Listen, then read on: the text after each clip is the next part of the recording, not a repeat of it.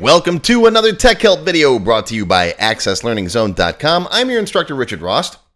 In today's video, we're going to talk about the internal field list that forms keep so they know what fields are in the underlying record set, the underlying table or query, when you can use them, when you can't use them, and what you can do to fix a situation where you need to use one, but you can't.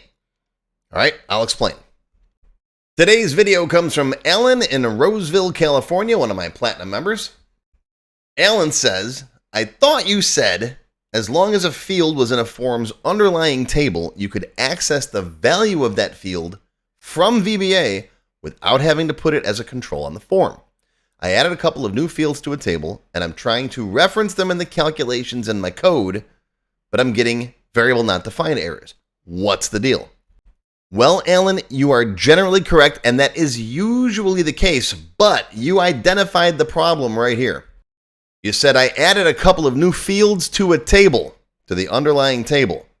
And let me show you what happens in that case and how to fix it, all right? But first, this is a developer level video. What does that mean? Well, that means if you don't know VBA and you want to learn it and you haven't done any programming in VBA yet, go watch this video. It's about 20 minutes long. It'll teach you everything you need to know to get started. Okay? All right, go watch that and come on back. All right, let's say you got a copy of my Tech Help free template. This is a free database you can download off my website. And I got a customer form right here. Okay, now there's a bunch of fields on my customer form. First name, last name, email, whatever. Let's hijack this button here. Let's go into the build event.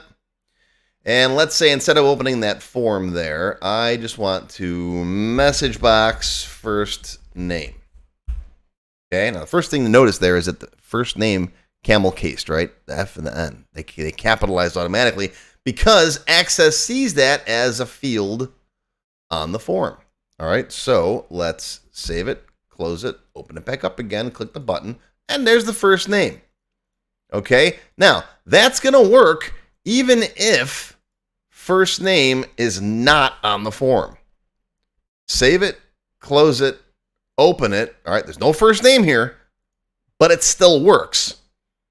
Okay, why is that? Well, that's because when you create this form or you update the record set or a number of other times, okay, Access actually keeps an internal field list inside this form's properties so it knows what all the fields are in this form.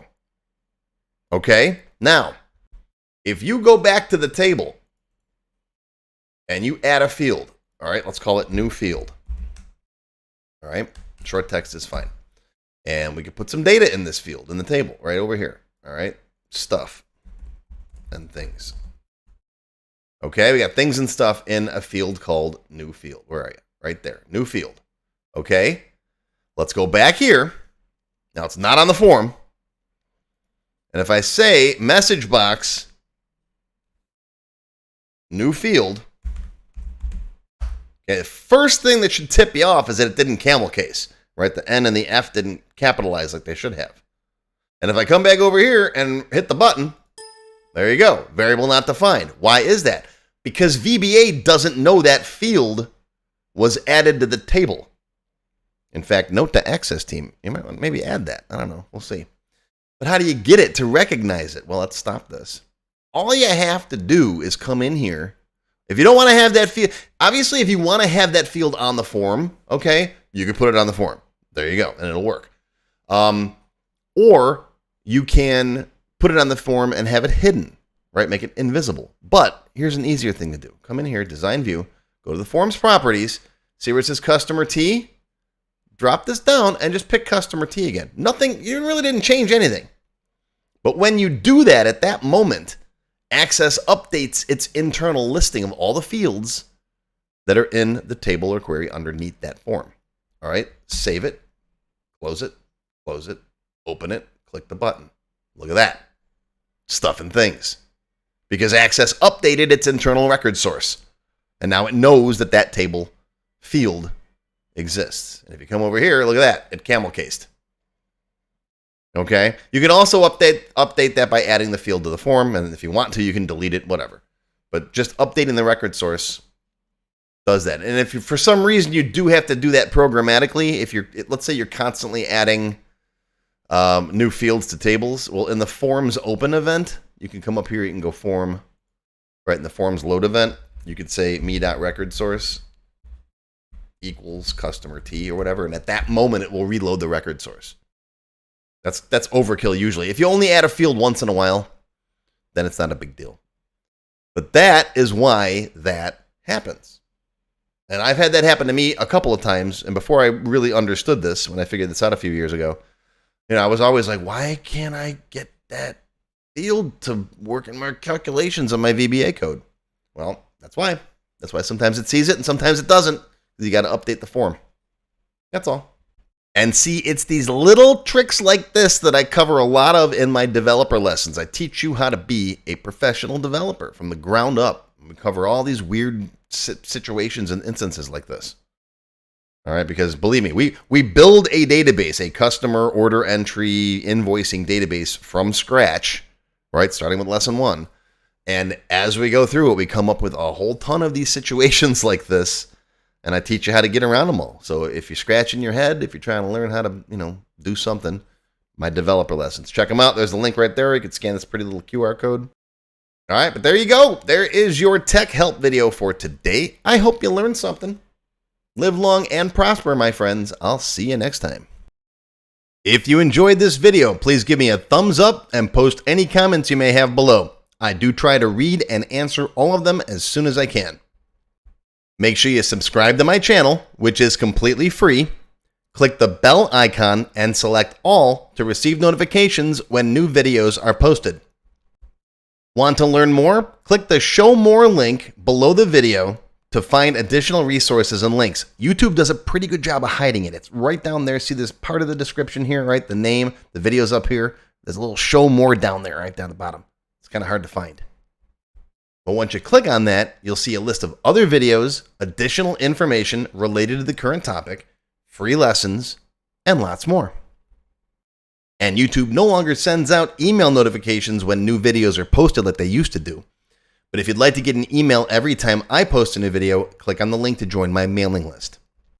And you can pick how frequently to get emails from me, either as they happen, daily, weekly, or monthly. Now, if you'd like to become a paid member of my channel and receive all kinds of awesome perks, click on the Join button. You'll see a list of all the different membership levels that are available, each with its own special perks, including my extended cut videos, access to my code vault, lots of VBA source code in there, template downloads, and lots more. I'll talk more about these perks at the end of the video. Even if you don't want to commit to becoming a paid member, and you'd like to help support my work, please feel free to click on the tip jar link. Your patronage is greatly appreciated and will help keep these free videos coming. I got some puppies to feed. But don't worry, no matter what, these free tech help videos are going to keep coming. As long as you keep watching them, I'll keep making more, and they'll always be free. Now, if you really want to learn Access and you haven't tried my free Access Level 1 course, check it out now. It covers all the basics of Microsoft Access, including building forms, queries, reports, and more. It's over 4 hours long. You can find it on my website or on my YouTube channel. I'll put a link down below you can click on. And did I mention it's completely free? The whole thing, free, 4 hours. Go watch it. And okay, a lot of you have told me that you don't have time to sit through a 4-hour course. So I do now have a quicker Microsoft Access for Beginners video that covers all the basics faster in about 30 minutes. And no, I didn't just put the video on fast forward. But I'll put a link to this down below as well. Now, if you like level 1, level 2 is just $1. That's it, $1. And that's another whole 90-minute course. Level 2 is also free for paid members of any level, including supporters. So if you're a member, go watch level 2. It's free. Okay, want to get your question answered in a video just like this one? Visit my tech help page and send me your question there. Members get priority, of course. While I do try to read and respond to all of the comments posted below in the comments section, I only have time to go through them briefly a couple of times a month, and sometimes I get thousands of them. So send me your question here on the tech help page, and you'll have a better chance of getting it answered. And while you're on my website, be sure to stop by my Access forum. We've got lots of lively conversations about Microsoft Access and other topics. I have a fantastic group of moderators who help me answer questions. Shout out to Alex, Kevin, Scott, Adam, John, Dan, Juan, and everybody else who helps out on the site. I appreciate everything you do. I couldn't do it without you. Be sure to follow my blog, find me on Twitter, and of course on YouTube. Yeah, I'm on Facebook too, but I don't like Facebook. Don't get me started. Now, let's talk more about those member perks if you do decide to join as a paid member. There are different levels: silver, gold, platinum, and diamond. Silver members and up get access to all of my extended cut tech help videos, one free beginner class every month, and some other perks. Gold members get all the previous perks, plus access to download the sample databases that I build in my tech help videos, plus access to my code vault where I keep tons of different functions that I use, the code that I build in most of the videos. You'll also get higher priority if you do submit any tech help questions. Now, answers are never guaranteed, but you do go higher in the list for me to read them. And if I like your question, you got a good chance of it being answered.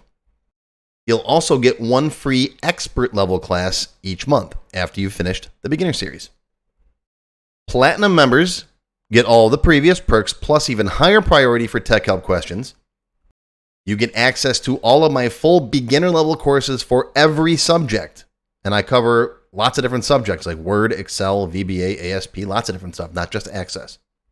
These are the full-length courses found on my website. You get all the beginner ones. In addition, once you finish the expert classes, you get one free developer class per month. So lots of training. And finally, you can also become a Diamond sponsor. You'll have your name or your company name listed on a sponsors page that will be shown on each video as long as you're a sponsor. You'll get a shout out in the video and a link to your website or product in the text below the video and on my website. So that's it. Once again, my name is Richard Rost. Thank you for watching this video brought to you by accesslearningzone.com. I hope you enjoyed. I hope you learned something today. Live long and prosper, my friends. I'll see you again soon.